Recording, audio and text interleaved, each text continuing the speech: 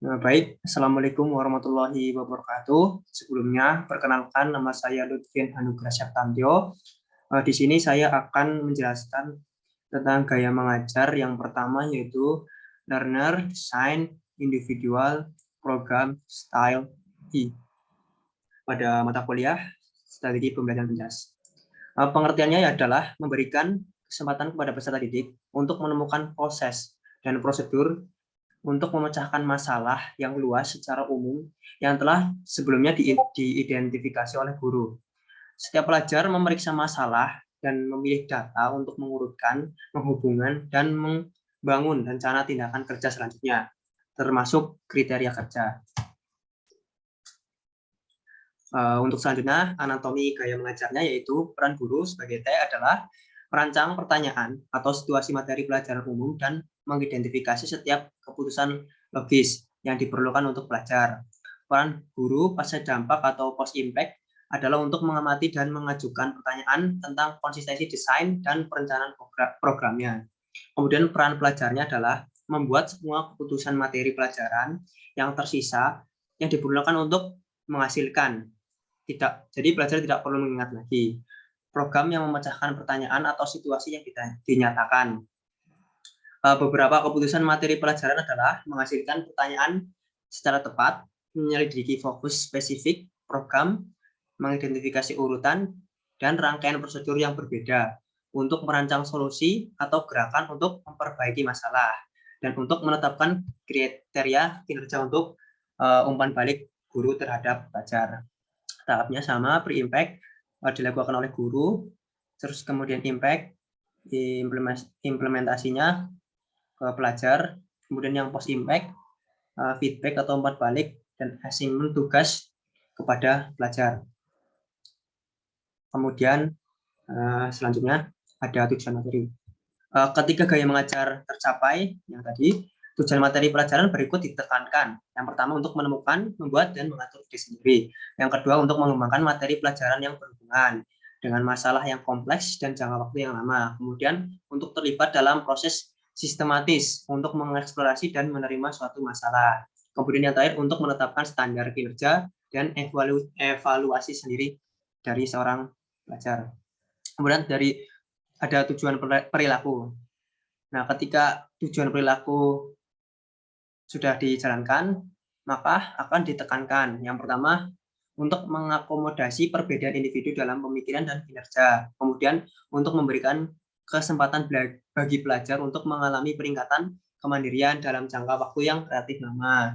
Kemudian, untuk melatih ketekunan dan kerajinan untuk memberikan kesempatan kepada pelajar mengarahkan diri sendiri untuk lebih mandiri.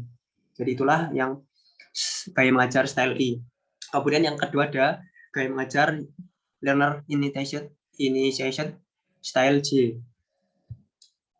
Pengertiannya sendiri adalah, jadi gaya ini mengakui motivasi pembelajar individu dan keinginan kognitif untuk merancang pengalaman belajarnya sendiri. Jadi memungkinkan untuk pelajar untuk belajar mandiri. Gaya ini memberikan pembelajar secara mandiri kesempatan untuk mengajar kompleksitas yang melekat dalam membuat semua keputusan.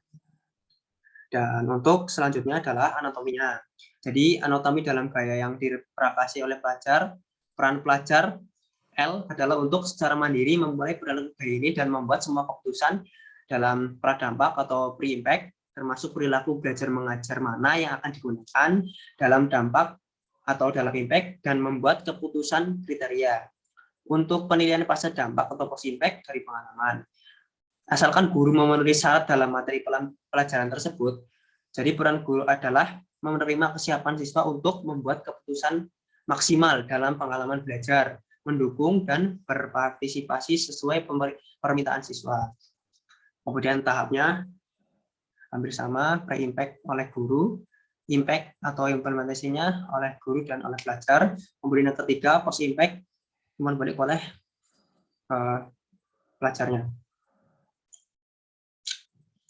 Tujuan materi dari gaya mengajar style J yaitu memilih untuk memulai pengalaman belajar untuk menemukan, menciptakan, dan mengembangkan ide-ide di bidang pilihannya. Jadi pelajar itu memilih bidangnya sendiri. Kemudian yang kedua, memilih untuk memulai pengalaman belajar yang beragam. Kemudian ada selanjutnya, yaitu ada tujuan perilaku.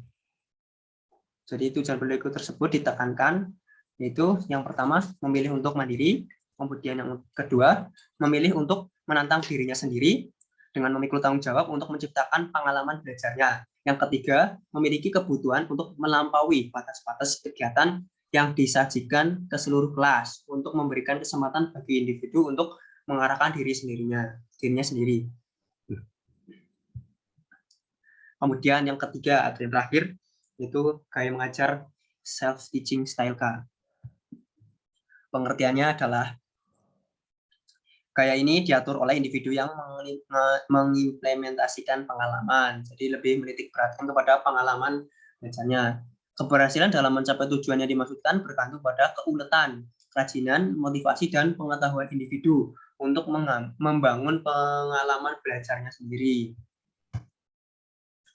Kemudian anatomi gaya pengajarnya.